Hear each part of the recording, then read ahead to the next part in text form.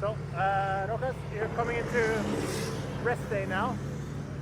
What do you think about your performance so far?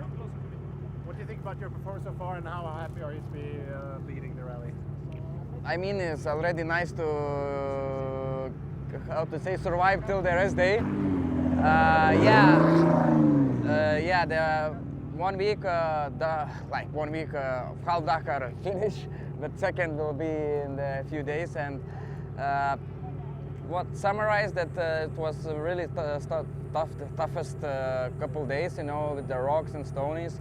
But we are caring about the car. We are not rushing too much, you know. And let's see, you know, we have 45 minutes ahead, and let's see, because next week can be also some tricky points. We have another marathon day, and let's see, it will be not easy. Can you quickly do it in Lithuanian as well?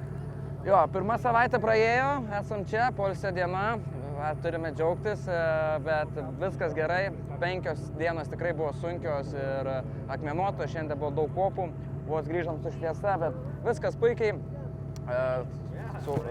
Taupė mašiną, suaugom, nelėkėm per daug, bet viskas kaip ir gerai, judam į priekį ir kitą savaitę laukia irgi įdomi savaitė, turim dar vieną maratoną, tai manau, kad viskas turėtų būti gerai, žiūrim kaip seksis.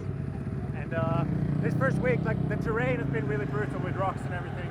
How has your experience across multiple categories that you've competed in helped you in combating that? I mean, it's good. I made history, you know, that I win the stage in stock, SSV and Challenger class. You know, it's amazing. You know, I'm 26 and I'm, you know, made history. Looks like, you know, old guy, but.